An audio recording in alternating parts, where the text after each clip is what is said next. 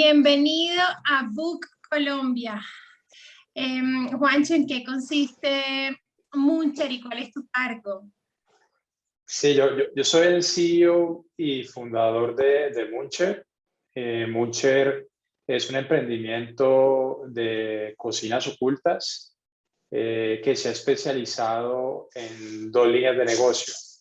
La primera línea de negocio es el negocio de restaurantes, que es un negocio B2C, en donde creamos marcas de restaurantes desde cero, especializadas en domicilios, y las operamos directamente vendiendo por los agregadores y por canales propios. Y la otra línea de negocio que tenemos es un negocio B2B, que es un negocio inmobiliario, en donde lo que hacemos es construir por medio de contenedores espacios de cocinas ocultas, en donde también alojamos nuestras marcas, pero también se la alquilamos a restaurantes para que ellos puedan montar la operación de domicilios. Como para aclarar qué significa el término de cocinas ocultas, yo siempre digo que se puede decir de una manera muy sencilla y es simplemente especializar un espacio y un negocio en el modelo de domicilios y vender solamente por ese canal. Ok. ¿Y por qué era importante el tema de los contenedores, de ser propietarios? Sí, los contenedores tienen unas ventajas muy interesantes porque son estructuras metálicas de una muy buena capacidad portante y de duración. Entonces, lo que nosotros hacemos es que compramos esos contenedores pues, de segunda mano, que ya las navieras los han dejado, les damos una segunda vida, haciéndole un overhaul, reconstruyéndolo totalmente para dejarlo en unas condiciones ya como una cocina totalmente operativa, y esos contenedores que son espacios que además son totalmente estándar.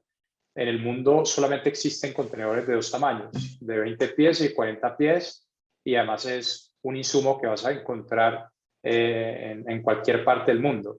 Entonces, pues eso nos da unas ventajas a nivel constructivas, a nivel de estandarización, a nivel de escalabilidad, y funciona muy bien para el objeto específico que hacemos nosotros, que es trabajar el modelo de cocinas ocultas en estos espacios. Entendido. ¿Cuántos empleados son hoy en Muncher? Nosotros empezamos en abril del 2019, ya hace más de 2 años y medio, con 5 personas en un inicio, y hoy en día ya tenemos más de 350 personas en los 4 países que tenemos operación. Hoy estamos en Brasil, México, Colombia y Perú. Somos un emprendimiento colombiano, pero desde el principio nuestra visión fue tener presencia en toda Latinoamérica. ¿Y cuántas cocinas tiene Muncher en esos países que nos cuentas? Hoy en total tenemos 400 cocinas en esos países.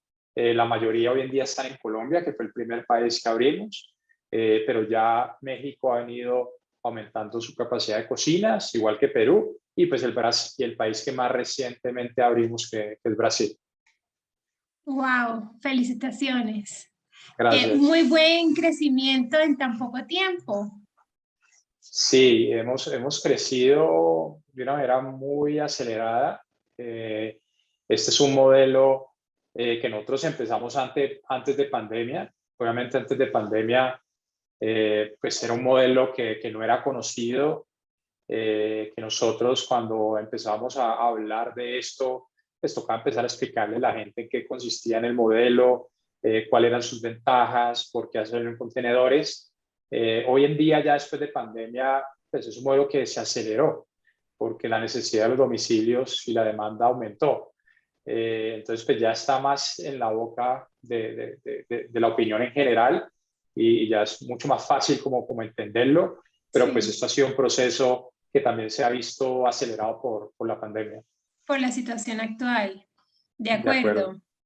¿Cómo motiva Juan David Jaramillo, el CEO de Muncher, a sus colaboradores? Yo siempre digo que la mejor manera de motivar al grupo es con ejemplo. Si uno como líder pone ejemplo en cuanto a los principios que quiere dar en la empresa, siempre dejando claro cuáles son los objetivos del negocio, transmitiéndole a las personas en qué vamos, y ya viendo también los resultados en conjunto con todos los colaboradores. Eso genera un sentido de pertenencia y de participación en el proceso de las personas, que genera una motivación muy importante. Es una pregunta que muchas veces nos hacíamos porque no es que hagamos nada especial, ¿no? Nosotros no es que diseñemos una campaña especial para motivar a los empleados, pero siempre tenemos la claridad que si damos buen ejemplo y tenemos los objetivos claros y transmitimos la información de manera correcta, los empleados se van a conectar con la visión del negocio, con los objetivos, y así mismo se van a sentir motivados. O sea, mucha comunicación. Es más o menos lo De que te acuerdo. entiendo. De acuerdo, la comunicación es muy importante y siempre una comunicación pues como muy transparente, muy clara, así como damos la información de cómo nos está yendo un inversionista, a un socio, también lo hacemos a los colaboradores. Entonces eso genera también una conexión muy importante. ¿Y tú crees que la principal motivación es o ha sido el dinero en términos de los empleados y su empleador? Obviamente el factor salario siempre va a ser importante para las personas. Nosotros, pues como somos una empresa joven, siempre hemos manifestado o dejar claro a las personas que vamos a poder ofrecer un salario de acuerdo a la etapa de la empresa. Entonces, obviamente en las etapas tempranas no podíamos ofrecer muy buenos salarios, pero lo que buscábamos en esa persona precisamente era que ellos tuvieran la visión de que si le apostaban a un emprendimiento como Moncher y Moncher seguía siendo exitoso, ellos mismos iban a poder crecer con la empresa. Y ese es otro factor muy importante de motivación. Y además lo mostramos con ejemplos, porque no se queda solamente en las palabras, sino que la gente realmente en Moncher, a medida que va creciendo la empresa, que además crece de una manera muy rápida, o sea, cada 6 meses la empresa tiene una dimensión muy diferente. Entonces eso genera muchas oportunidades de crecimiento profesional y salarial también.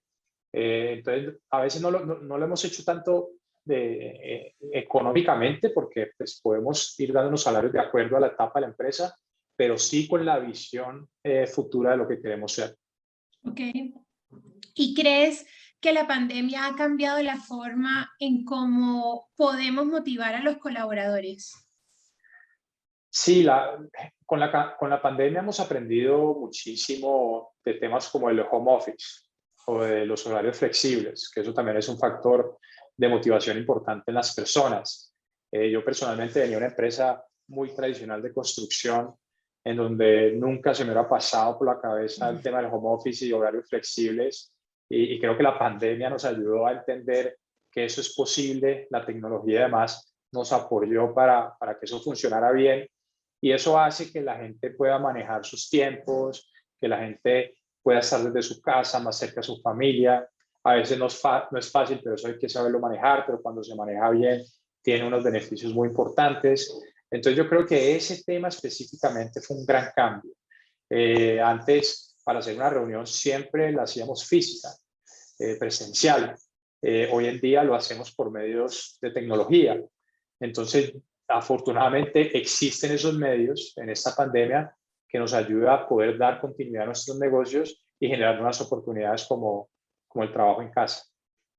Pero solo un pequeño grupo de tu equipo podría hacer trabajo en casa, los administrativos, porque realmente Sí, la mayoría del personal de Muncher están en las cocinas, diríamos. claro, claro. O sea, obviamente este es un beneficio que le hemos podido dar es a las personas corporativas, que son las que por su labor pueden hacer home office. Las personas, en nuestro caso, que tenemos restaurantes, pues la gente de cocina, la gente de planta de producción, pues ellos obviamente tienen que trabajar desde el sitio. Pero pues ellos, además, eso es su pasión, ¿no? Su pasión es venir a una cocina a preparar un plato, entonces digamos que eso es lo que les gusta a ellos. Entonces, obviamente, dependiendo del rol, pues tienen ese beneficio. Ellos, digamos que a nivel del tema de la pandemia, obviamente se ha fortalecido mucho más los controles de temas de sanitarios y de bioseguridad. El sector de los alimentos siempre fue muy estricto en eso. No es algo nuevo utilizar tapabocas, guantes y ese tipo de cuidados, pero definitivamente la pandemia hizo que la gente tuviera más conciencia. Eso que nos dices estaba dentro de una pregunta que teníamos y era, ¿has oído que las personas dicen, ¿será que vamos a volver a como eran las cosas antes? ¿Cuándo nos vamos a quitar las máscaras? En Estados Unidos uno escucha incluso campañas para invitar a las personas ya a quitarse las máscaras. ¿Tú crees que en el ámbito de las cocinas hay algo que va a cambiar a medida que vaya pasando, tengamos la esperanza, la pandemia? ¿O crees que lo ideal sería que en la cocina todas las personas estuvieran siempre con estas medidas de bioseguridad? A nivel de los temas de bioseguridad, definitivamente las personas deben continuar. Y por eso lo que decía anteriormente es que toda la industria gastronómica desde antes tenía unos requisitos muy importantes de cuidado en temas de sanidad de la comida, porque la comida es muy importante y más cuando le estás dando a consumir a un cliente. Entonces, seguramente muchas de esas buenas prácticas que se dieron a través de la pandemia van a continuar en base en eso. Dependiendo si de pronto nos vamos a otro tipo de alcance de qué va a pasar después de la pandemia, pero ya como modelo de negocio, es otra pregunta diferente que también es muy interesante, porque obviamente nuestro modelo se aceleró por la pandemia y muchas veces nos preguntan, pero bueno, cuando se acabe la pandemia, entonces la gente va a dejar de pedir domicilios. Y la pregunta es que definitivamente es que no.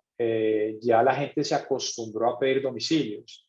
El mercado de las personas que pedían domicilios antes era mucho más pequeño, porque hay mucha gente que no pedía domicilios, había muchos restaurantes que no hacían domicilios, entonces no había suficiente oferta. Durante la pandemia eso se volvió casi que una necesidad para las personas, porque duraron encerrados muchos días en sus casas y era cocinar todos los días o empezar a pedir domicilios. Entonces empezaron a dar la oportunidad y no solamente lo hicieron una vez, sino varias veces y se encontraron con una buena sorpresa de que la comida a domicilios puede tener unos parámetros de calidad y experiencia tan buenos como lo que puede ser una experiencia de sitio. Yo de todas maneras digo siempre que la experiencia en sitio nunca va a dejar de existir de los restaurantes. La gente siempre va a salir a comer. Sí creo que los restaurantes de experiencia en sitio tienen que hacer un mejor esfuerzo para dar una mejor experiencia, porque si no hace una buena experiencia, pues la gente va a preferir comer en casa pidiendo domicilios. Pero de todas maneras, esto es algo que venía creciendo en la comida a domicilios con el tiempo y ahorita con un mercado mucho más grande va a continuar. Muy interesante lo que nos cuentas.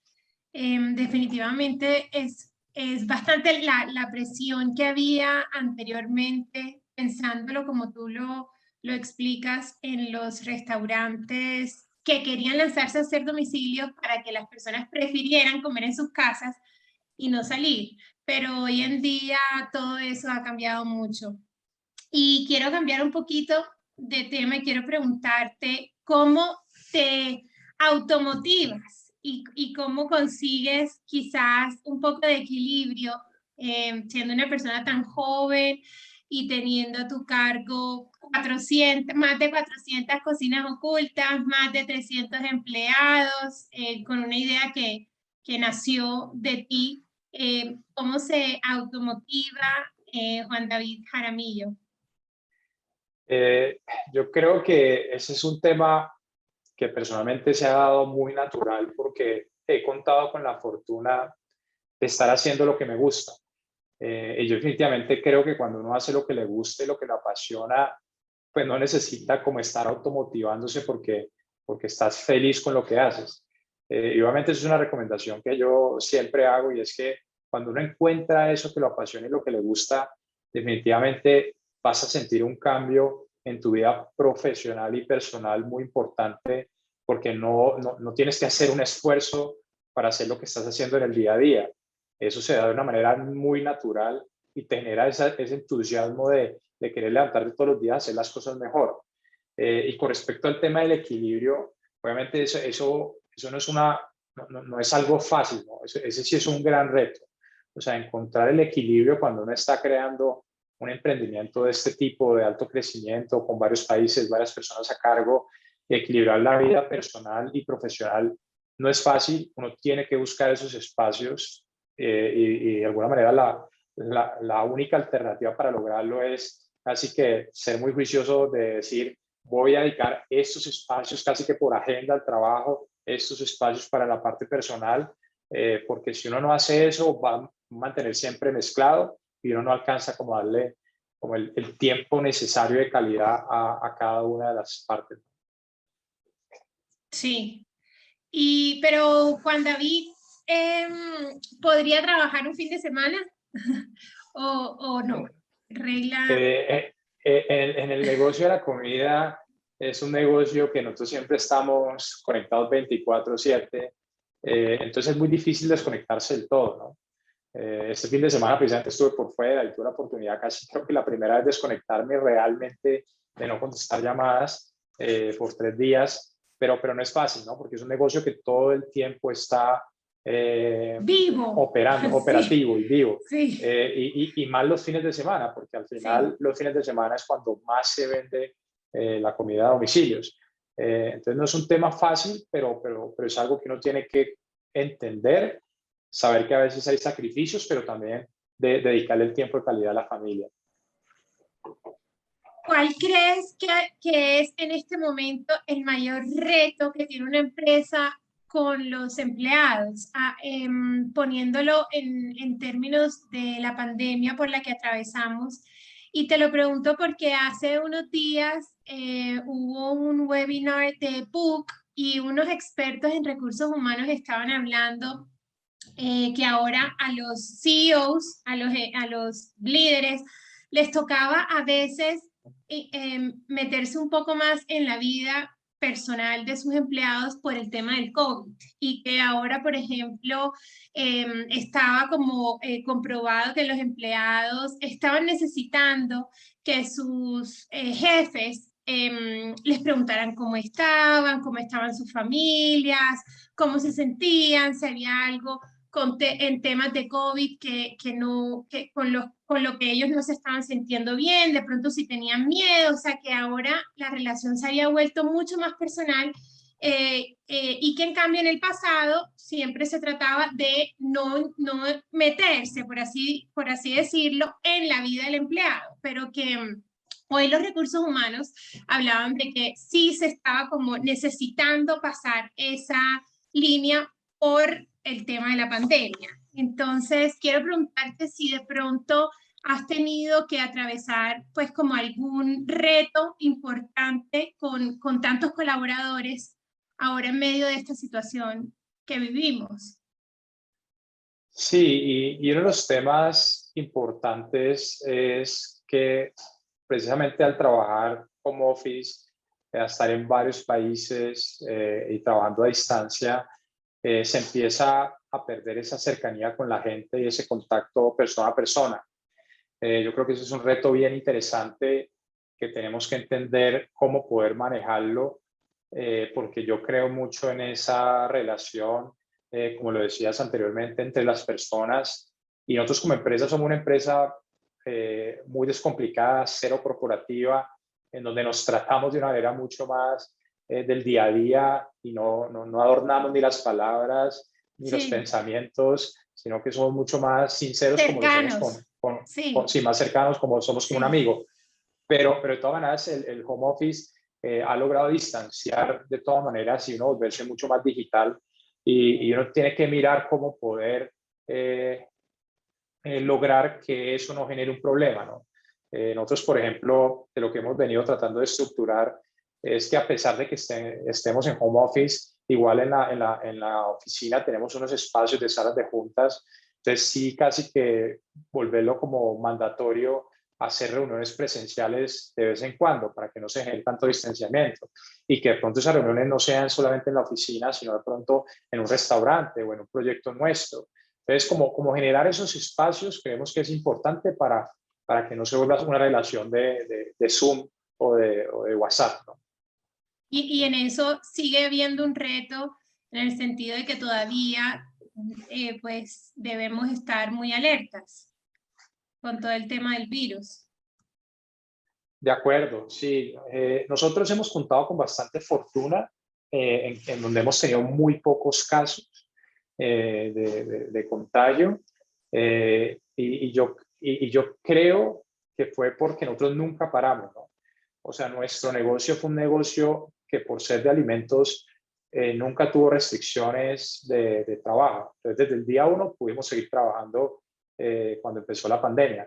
Pero eso generó que la gente se cuidara más, porque como tenía que trabajar y estar expuesto, entonces todos los controles de bioseguridad los hacían con mucho más disciplina y los hacían más del día a día, porque la persona cuando está en la casa pues solamente se relaja, deja de hacer muchos de los hábitos, de los buenos hábitos para cuidarse. En cambio, cuando estás en la oficina tienes que ser mucho más exigente con eso. Yo creo que por eso lo hemos logrado y por eso nos ha ido tan bien. Y creo que la gente ya está muy concientizada de que se tiene que cuidar uno mismo. Muy bien eso. En términos de motivación, quisiéramos preguntarte si tuviste en tus otros trabajos anteriores alguien que te hubiese motivado, y también queremos preguntarte si hay alguien de la historia, puede estar quizás vivo o ya haber muerto, que también te motive en algún aspecto de su vida personal o laboral.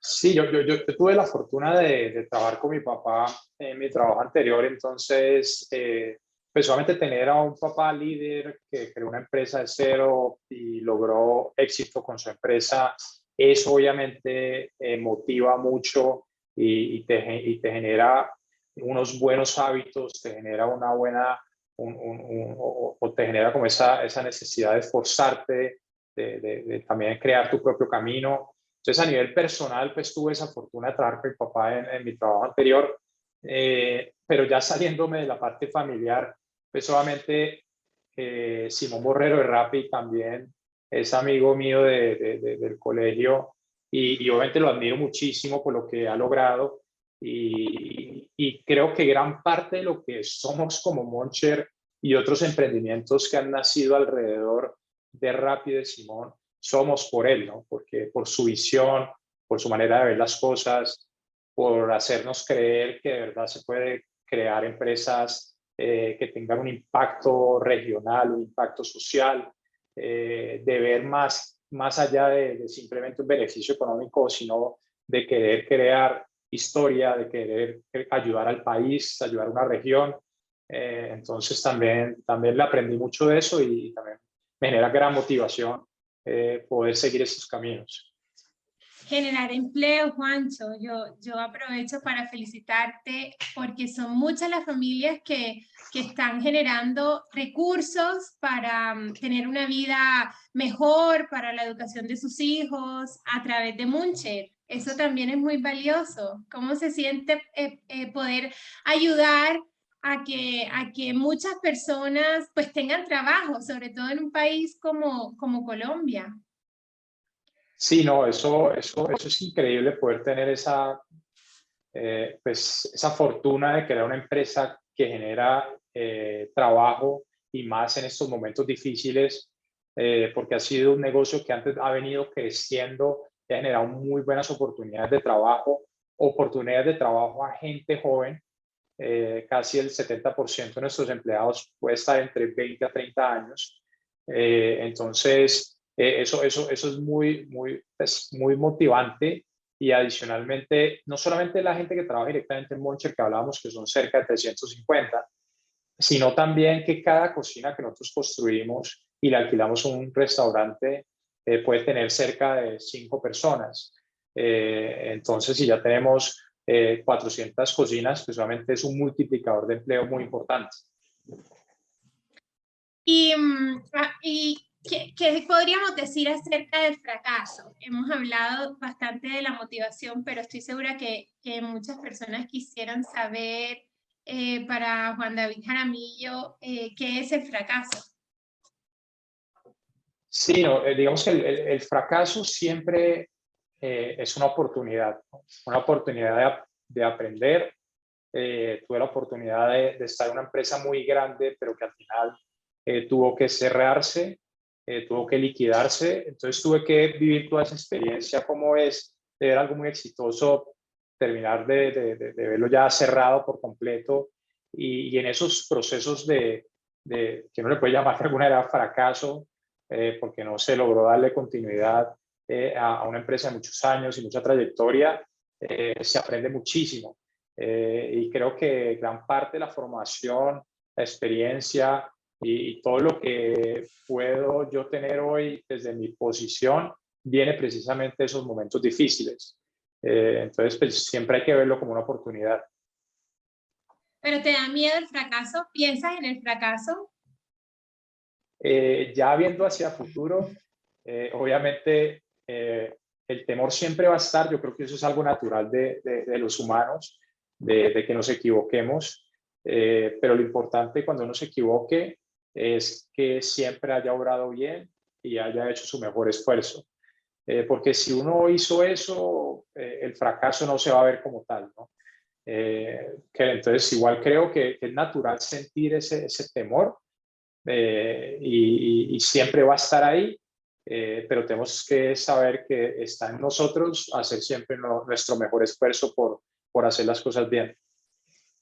Yo me imagino que esos momentos en que, los momentos en que de pronto te generan un poco de miedo son cuando quizás llegan a un país nuevo, tan grande como Brasil.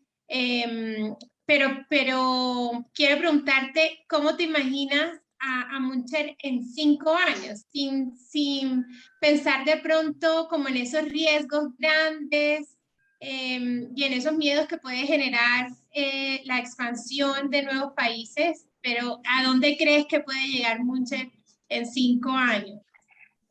Sí, pues digamos que la razón de ser de Moncher es realmente transformar la industria de la comida a domicilios, y transformarlo a nivel regional y ojalá a nivel global.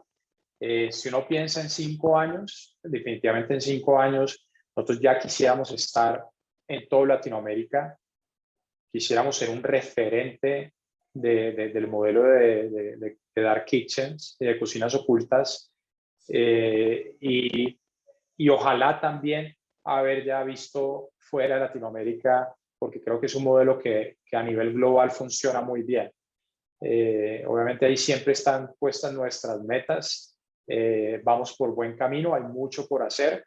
Esto apenas es el comienzo, pero si logramos esas metas, vamos a lograr lo que queremos, que es realmente transformar la industria y hacer que las personas vean en la comida a domicilios una opción de comida para todos los gustos, para todos los precios, para todas las personas. O sea, realmente es democratizar la comida a domicilio y que cualquier persona pueda acceder de una buena experiencia. ¿Sabes de dónde viene el concepto de Dark Kitchen? Sí, se empezó a hablar en el mundo realmente del modelo de Dark Kitchens más o menos hace 5 años en Europa, y precisamente lo que se empezó a ver es que con la entrada de las plataformas de delivery, la demanda por la comida a domicilios empezó a incrementar de una manera muy importante. Entonces los restaurantes se empezaron a dar cuenta que no tenían la capacidad adecuada para atender bien esa demanda creciente en delivery y la demanda de su comida en sitio, que es el dining. Entonces, cuando se dieron cuenta que no podían atender bien esas dos demandas, sale este modelo que es decir, no pensemos que desde un mismo espacio vamos a poder hacer todo bien, siempre es mejor especializarse. Entonces, especialicemos el espacio en solamente domicilios, y como al principio lo que se hizo es construir espacios en bodegas, en zonas alejadas, que no eran a la vista de las personas. Porque eso se ya llamó tenían Dark Kitchen. su lugar. Correcto, porque ya tenía ¿Sí? su lugar con Sí. presencia, entonces por eso se Sí. llamó Dark Kitchens, Ghost Sí. Kitchens, porque no estaban a la vista de las personas. Sí. Obviamente nuestro modelo de Muncher ha venido cambiando, entonces siempre decimos que es una evolución del modelo, porque nosotros sí ya estamos visuales, estamos en zonas muy premium, donde la gente además puede ir a comprar en sitio para llevar. Entonces creo que eso ha sido una evolución, pero por eso fue que se llamó así el modelo y fue más o menos hace 5 años. Obviamente eso no quiere decir que el modelo Dark Kitchen solamente haya existido hace 5 años. Hay empresas que vienen haciendo el modelo Dark Kitchen hace mucho tiempo, pero que realmente no estaba definido como tal. Y la más conocida para todo el mundo es Domino's Pizza. Domino's Pizza lleva más de 30 años de operación y de historia, un referente a nivel mundial. Ellos desde el principio son una Dark Kitchen, porque ellos lo que hicieron es crear un producto especializado en domicilios, tener una infraestructura que funcionara bien, una promesa de valor de que llegara rápido la comida si no era gratis. Entonces, todo lo que hizo Domino's Pizza realmente es lo que es un modelo Dark Kitchen. Ok. ¿Y qué dirías tú si te preguntaran cuáles son los 3 principales valores que debería practicar un líder hacia sus colaboradores? Sí, no, digamos que más que el líder a sus colaboradores, los principios y valores que nosotros queremos tener como cultura de Muncher, que además están muy relacionados uno con el otro, es honestidad, respeto y responsabilidad. Digamos que esos son los 3 principales valores. En la cultura Muncher, que está lejos de ser perfecta, pero que es lo que queremos lograr y en lo que estamos trabajando, obviamente está empezando desde el tema de la honestidad. O sea, siempre queremos promover la honestidad, pero además, yo siempre soy de las personas que creo que uno no debe quedarse con lo que piensa, ni cuando algo sale mal, no decirlo simplemente porque va a herir los sentimientos de la otra persona. Yo creo que uno tiene que decir las cosas, tiene que decirlas en el momento y la otra persona tiene que entender que se lo está diciendo de una manera, de una crítica constructiva y con mucho respeto y siendo muy honesto, porque eso es lo que seguramente los va a hacer mejor personas y mejor empresa. Y obviamente ahí también entra un papel muy importante el tema de la responsabilidad, y porque ahorita precisamente que hablamos del tema de home office, nosotros también quisiéramos entrar ya en un modelo de que las vacaciones la gente se las pueda tomar cuando quiera, un poco más flexible en muchos aspectos, pero ahí viene muy importante el tema de responsabilidad, porque obviamente eso no va a funcionar si la gente no es responsable. Hay un libro que me gusta mucho, que lo recomiendo, que se llama Aquí no hay reglas, de la cultura de Netflix, que nos identificamos mucho en esa cultura y está muy orientada precisamente a esos 3 principios. ¿Y cuáles son nos puedes explicar en tus propias palabras? Está muy interesante los otros 2 valores. No, hablamos de 3. Sí, nos explicaste la honestidad. Sí. Sí, no, Sí. en honestidad, respeto y responsabilidad. Esas son las 3. Okay. Esos son los 3. Y ya como para cerrar, quisiéramos preguntarte, ¿cuál es tu restaurante favorito? ¿Qué es lo que come Juan David Jaramillo, CEO de Muncher, con 5 marcas? 5 marcas, sí. 5 marcas. He tenido la fortuna de tener un socio que es muy crack para hacer comida y definitivamente creo que mis restaurantes favoritos son nuestros restaurantes y es lo que yo como en el día a día. O sea, yo me canso de comer y no me salgo de las 5 marcas de domicilios, porque además pido mucho domicilio. Entonces, pues obviamente si uno le piden a escoger entre los hijos es difícil, y pues como todos son hijos, entonces simplemente puedo decir que todos los quiero por igual. Yo sí puedo decir que la pita o el shawarma de ustedes es muy rico. Y he tenido la fortuna de probar las 5 marcas. pero me Sí. quedo con eso, me parece el mejor de los productos. Y quiero felicitarlos, Juancho, por todo lo que han hecho. Lo digo en equipo porque así lo has expresado tú durante toda la entrevista. Felicitaciones, estoy segura que van a seguir creciendo y estoy también muy segura que a todas las personas que siguen a Book en Colombia y en Latinoamérica les va a parecer muy interesante todo lo que nos contaste esta tarde. Te agradezco Muchas mucho. gracias. No, gracias a ti, Jessy, por la oportunidad de este espacio. Con mucho gusto, obviamente. Y bueno, cualquier cosa que necesiten siempre estaré a la orden. Gracias. Vale. Chao, chao.